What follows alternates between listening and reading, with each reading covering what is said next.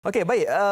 Tatkala negara kita sedang dilanda wabak COVID-19, ramai yang terkesan dan tahukah anda ataupun sedarkah kita semasa PKP dilaksanakan ada di antara ketua keluarga yang terjejas sumber pendapatannya. Tetapi atas inisiatif daripada Jawatankuasa Karyah Masjid Ibnu Khaldun Taman Lavender Heights Senawang Seremban, mereka mengambil satu langkah bijak, mengambil satu inisiatif baru apabila mereka ini membuat satu program dinamakan sebagai gerobok rezeki bagi membantu meringankan beban yang ditanggung oleh mereka ini. Baik, kita bersama di talian video sekarang ini. Kita bersama dengan Muhammad Asna Amin, pengerusi Karyah Masjid Ibnu Khaldun Lavender Heights Seremban. Assalamualaikum, Encik Asna. Assalamualaikum. Okey, baik Encik Asna, kita yang berada dekat sini mengucapkan tahniah, terima kasih ya di atas keprihatinan membantu keluarga yang memerlukan di sana. Jadi sebagai permulaannya mungkin boleh kongsikan bagaimanakah agaknya boleh tercetus idea untuk kita membuat gerobok rezeki ini. Silakan. Dia masa 23 Mac lebih kurang 2-3-4 hari selepas berlakunya PKP itu, saya berada di masjid lah untuk kawal selia masjid, untuk tutup masjid semualah diarahkan begitu kan. Jadi ada satu ahli karyah saya datang. Jadi saya terdengar dia mengadu dengan saya punya bendahari. Dia mengadu katakan ada tak nasi, ada tak beras, telur untuk dimakan. Jadi saya sangat terkesan bila dengar telur, dia minta telur. Jadi telur tu berapa sen dia bagi kita kan.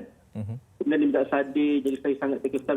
Masa itulah tercetus idea saya untuk melancarkan gerobok rezeki ni secara besar-besaran.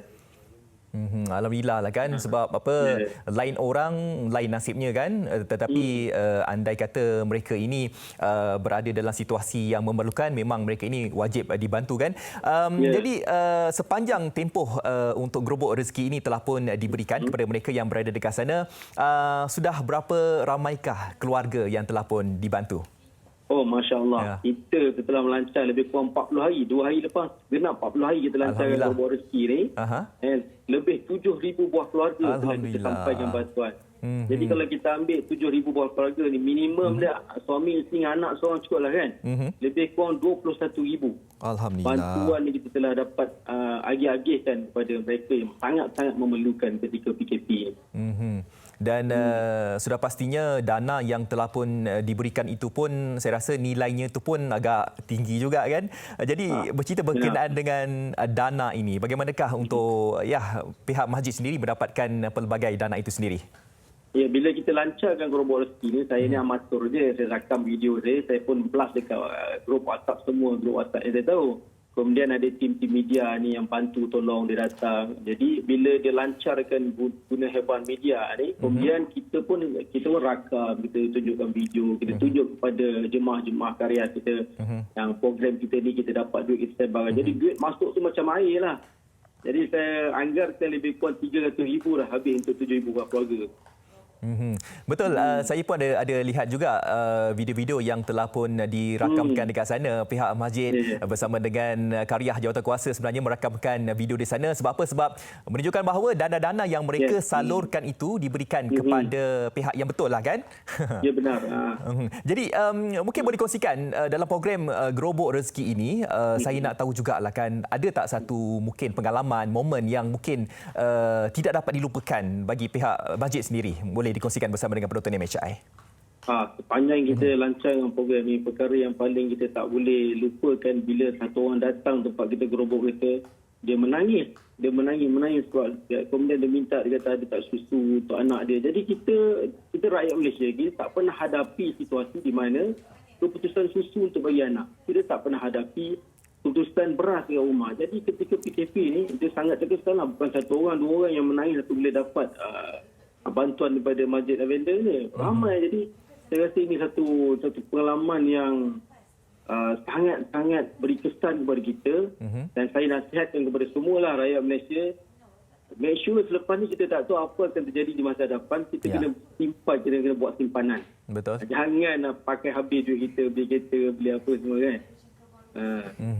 Ya, kita memang tidak jangka kan situasi ini melanda negara kita Malaysia, dan kita harus bersiap sedia dalam apa sahaja yang telah pun kita tempuhi sekarang ini. Baik, Encik Asna, saya difahamkan juga bantuan-bantuan yang diberikan kepada mereka yang berada dekat sana diberikan juga kepada warga asing, ya, Indonesia, Rohingya. Okey. okey, warga asing ni kita dapat laporan lah, ada orang datang mengadu. Mereka ni dia tak ada kenderaan, kadang-kadang jadi dia tak ada keluarga di dalam Malaysia ni. Jadi kami dapat aduan beberapa rumah kongsi yang keputusan makanan. Mereka majikannya pun tak ada duit untuk bayar. Semuanya kena stop. Jadi mereka nak keluar kenderaan tak ada, duit pun tak ada. Jadi kami ambil inisiatif, kami kumpulkan beberapa orang sukarela, 3-4 kereta. Setiap hari kita akan hantar 50 pack bantuan keluarga kepada warga asing. Ini kami cari.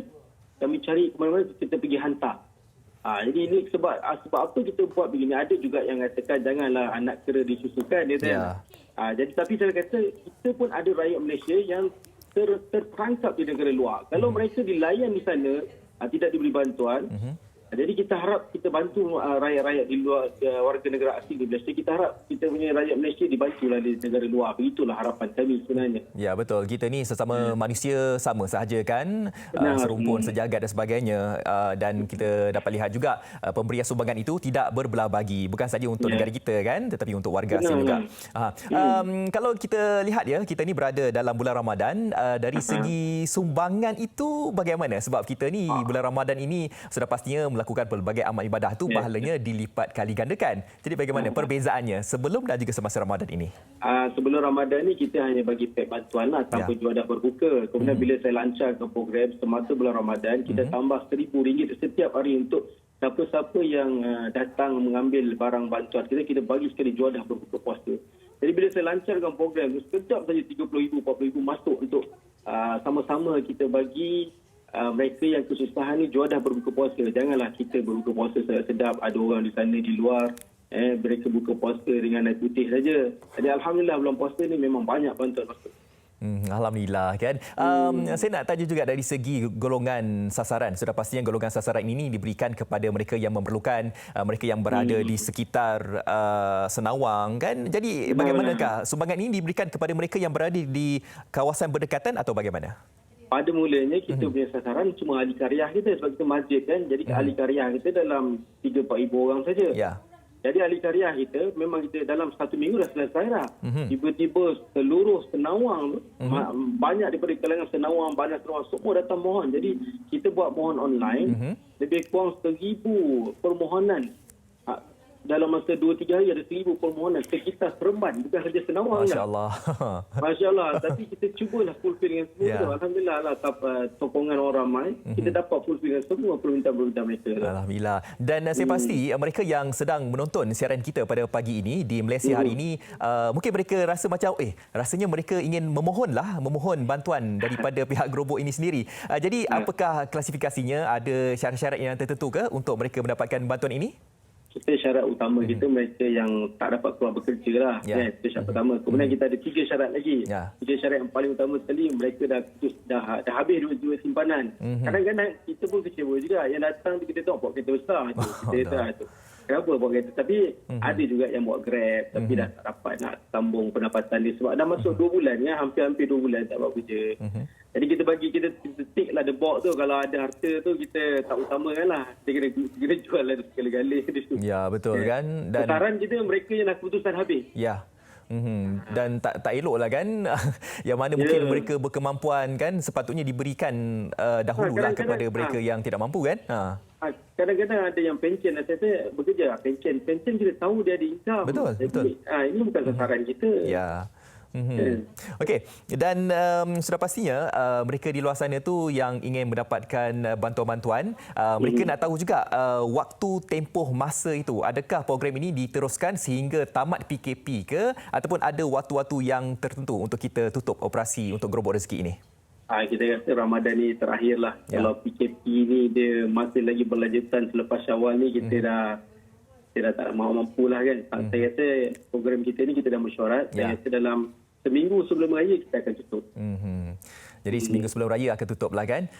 Tetapi kita mungkin tak tahu juga kan, mungkin ada perbincangan bersama dengan Karyah Masjid, mungkin kita akan melakukan mungkin sumbangan Aidilfitri pula mungkin lah kan. Kalau kerajaan umumkan dia sekat lagi, maksudnya tak boleh sektor ekonomi masih lagi tidak boleh dilancarkan, dibuat lagi, kita terpaksalah kita minta lah rayuan orang ramai, kita teruskan lagi PKP, kita teruskan lagi kita punya program Gerobok ni. Dan bercerita berkenaan dengan orang ramai, dan kita tahu juga yang menonton sekarang ini bukan saja mereka ini memerlukan bukan sumbangan. Tetapi mereka yang menonton sekarang ini mungkin mereka yang berkemampuan dan mereka ingin memberikan sedikit sumbangan lah kan.